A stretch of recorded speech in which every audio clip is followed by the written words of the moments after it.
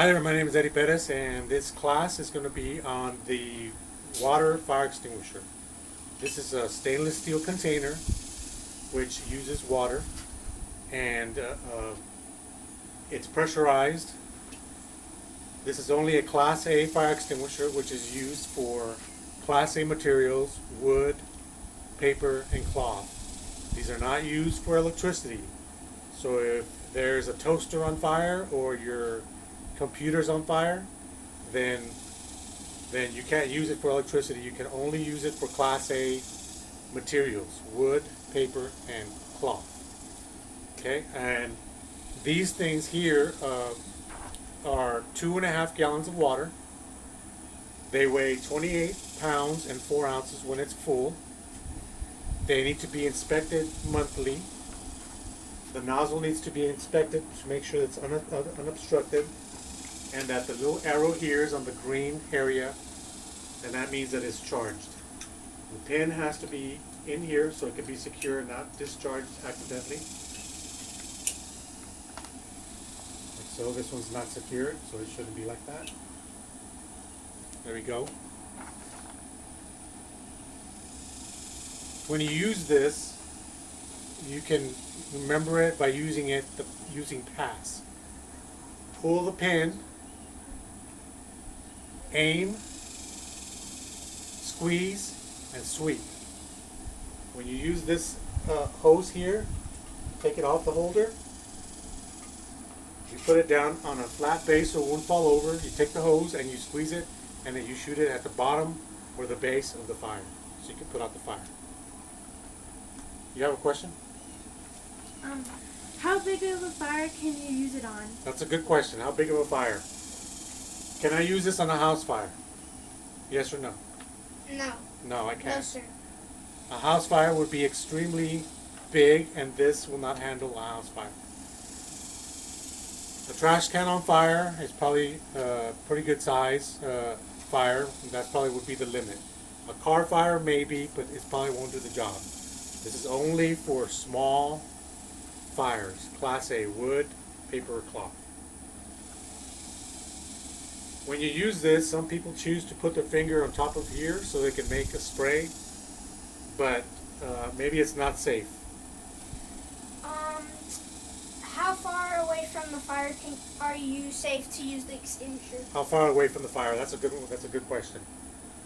When you use this, make sure that you're a safe distance, 6 to 10 feet, because the spray goes a long way, has a lot of pressure behind it, and you don't have to be right up in the fire. Okay, because if you do the fire and you spray it and you come up close, it might spray out, and then the ashes or the embers may come out and burn your clothes or your body. Okay, so when you use this, you pull the pin, just like I said, pass. You aim, squeeze, and sweep. It doesn't make a lot of noise, and you aim it at the bottom of the base of the fire. When it's empty,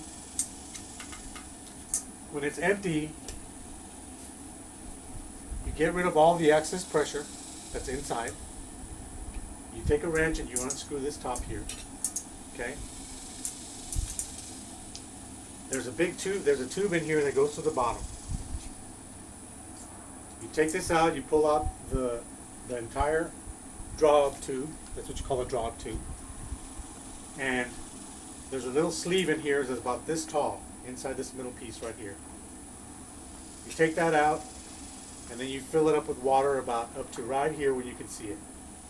That little tube that goes inside is the tube so you can visually see when it's filled up to 3/4 of the way. When you see it filling up close to 3/4, you can put that tube inside. Keep filling it till it reaches the bottom of the tube. When it reaches the bottom of the tube, then that's the point that you stop filling it up. You take the draw-up tube, you put it back inside with the sleeve, and you turn this hand tight. You take a wrench, you tighten it, not too tight, but tight enough so it can seal. After you do that, you can turn it around, and there's a valve right here. That's called a Schrader valve. You take the cap off, and you use a compression air chuck. This is called an air chuck. Just fill up your tires, or whatever you just before you do the tires in your car. You repressurize this till this little indicator on the valve reaches the green again, and then you stop. That pressure is about 100 pounds per square inch. Don't worry about this thing exploding or anything like that, because these are tested to 200 pounds per square inch. Do you have a question? Why would you need to put pressure in the fire extinguisher? So the pressure, what it does is that little tube that's in here, it leaves an air space. So when you put pressure into the container, it pushes, and you use this lever, the pressure pushes the water out through the tube and out of the hose. And that's how it works through the pressure. So the pressure actually makes the water squirt out like a water gun. And once that pressure is gone and the water's gone, then you're done with the extinguisher, and then you refill it again.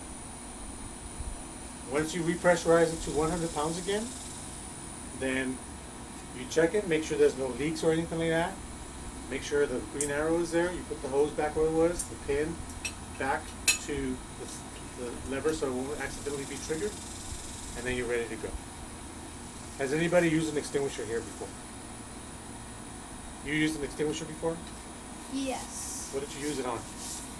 Well, I haven't used it for fires, but I use it for when I see a wasp. Or a wasp nest. I put the extinguisher and spray it. That's a good one. With soap. You could put a little bit of soap in here, and it would help the fire. And yes, if you use it with wasp, they actually fall down. But if you put a little bit of soap on it, it also helps with the fire. It actually puts the fire out quicker. So, what other kind of fire extinguishers are there? Does anybody know what kind of fire extinguishers are? I've used a small extinguisher that has a powder in it. It's So very nasty. those extinguishers are for different types of fires. Okay. Like for grease fires or for electrical fires and stuff like that. This one is just for Class A wood, paper, or cloth. The other ones are used for electricity or grease fires or stuff like that. But this one is just for Class A. And they're this big because if you didn't have enough water, then it wouldn't work. So are these stored in the fire stations, or do people have these in their home? These are a good question. That's a good question because since these have water, you have to protect them from freezing. So you have to put them in a place that they're not going to freeze. If you put them outside, they have a chemical inside of them that's like antifreeze, and it keeps the water from freezing. But these you have to protect them from freezing, because if they do freeze, they'll burst and they won't work. Any other questions? Why would they burst if they freeze? Because the water, it'll expand so much and it'll freeze like a block of ice, and it'll actually crack the container, and then it won't work anymore. So that's why if they do freeze and they crack, then they're done. So, any other questions? Has anybody had any experience with a bad extinguisher? Have you ever used one that doesn't work? I've used one that doesn't work before, and that is not a good feeling. That's why you always have to check them when? How often do you have to check them? Once a year. Monthly. Oh. You check them monthly. You check them every month to make sure that they correct. And then, how much pressure do these have to make them work? How much pressure is it supposed to have? A lot. Does anybody know how much pressure it's supposed to have? I think you said that they can almost carry up to maybe something like 100? 100 pounds per square inch. When you refill it, it's supposed to have 100 pounds for this to work. When the little arrow reaches the green, it's 100 pounds of pressure, of air pressure. But this actual container is tested to 200 pounds. So when you're refilling it, you don't have to worry about it uh, bursting or any problems with it, because they actually test this to 200 pounds per square inch. Any other questions anybody has? What question do you have? I have two questions. The first one is, where can you find the extinguishers? Where can you find them? Usually somewhere close to, in a hallway, there's somewhere where you can reach them, where they're close. So you can hang them up on the wall, 3 to 5 feet. They have a little hanger back here. But you can put them pretty much anywhere where you're close to them in case there is a fire. That's where you can put them, anywhere that you're close to where you can use them. What was the other question? How much do they cost, like to buy them? How much do they cost? I think these cost about $120 maybe at the store. I think I've seen them for $120. You can actually buy them. But these are real simple for residential use, because they're really easy to fill and you reuse, and they just take water. Another question? Could you use them for any other purposes instead of fires? I'm sure you can use them for a lot of things, but basically they're for fires, because you wouldn't want to use them for other stuff, because if there is a fire, you're not going to have an extinguisher to use. So you should only save these for emergencies. And if there is a fire and you think the fire is too big, then you call 911 first, and then you try to extinguish it at a safe distance. And if you can't extinguish it, then extinguish the fire.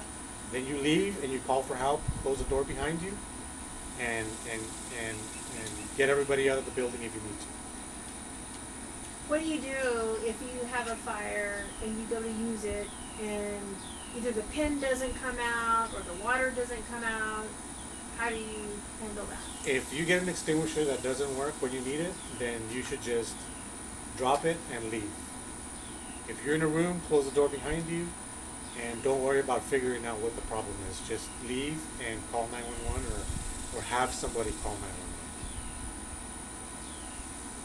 What else would you use it for? Would you use it for? What else would you think it could be used for? A garage fire. A garage fire is too big. Or a car fire is too big. Well, maybe a small car fire would work. Maybe I'm thinking that it could be used for maybe a small bush or tree. You can use it for something, anything that's small. That's a bush is fine, because that's wood. But if it, say your trash can in the kitchen is on fire, you can use it for that. If there's a car that's on fire and it's a small fire, you can use it for that. Like if the car is like smoking, overheating or something, or? If it's overheating, it's probably, then there's no fire, then you shouldn't use extinguisher. You should just let it cool off. That's not what the extinguisher is for. It's only for the fires. If you had a small car, would you be able to use the fire extinguisher on the car fire if you had a small car? If the fire was small, then you have to use. This is only used for small fires. If it's a lot bigger and you think it's a lot bigger, then we shouldn't be using it, because it's probably not safe, and it's probably not enough water to put out big fires. So if there's a big fire, what do? Call 911. Call 911, or have somebody call 911 so you can get help on the way, and then you try to use the extinguisher. So if we go over this again, did you have another question? So if we go over this again, this is water only. It's a Class A fire extinguisher. It's on wood, paper, or cloth. It uses 2.5 gallons of water. It weighs 28 pounds, 4 ounces. You have to inspect it monthly. Make sure the pin is in correctly. Make sure the green arrow, the arrow is pointing to the green, to make sure that it's pressurized. Protect it from freezing. And when you use it, just remember the word pass. Pull the pin, aim, squeeze, and sweep. And then when you're done using it, you take it apart, you unscrew this, take off the tube, fill it up with water, 3/4, about 3/4. There's the little tube that's in here. You put that back in, you fill it up to the rest of the way to the bottom of the tube, so you can leave some airspace. You put the draw tube back in here, you tighten it up, not very tight, because it might break, and then you fill it with air with a air chuck or a compressor, and then using the Schrader valve. Put the cap back on there until it's 100 psi, and that's indicated by the arrow pointing to the green. You check and make sure that everything is not a leak or anything is wrong with the container, and then you put the pin back in here so it won't be triggered by accident, and then you're ready to go for the next one. Do you have a question?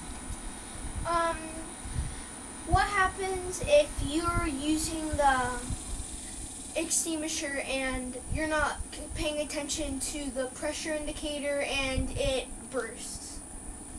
Well, you got to make sure that it has the right pressure. Okay? And you have to stop. Because if you overfill it, you'll see that it'll overfill. But hopefully you won't do that, because you might have an accident. It might burst. If it goes over 200 pounds, that's what it's tested for. But they always test it for a little more than 200 pounds. But you should always pay attention at the gauge to fill it up to 100 psi.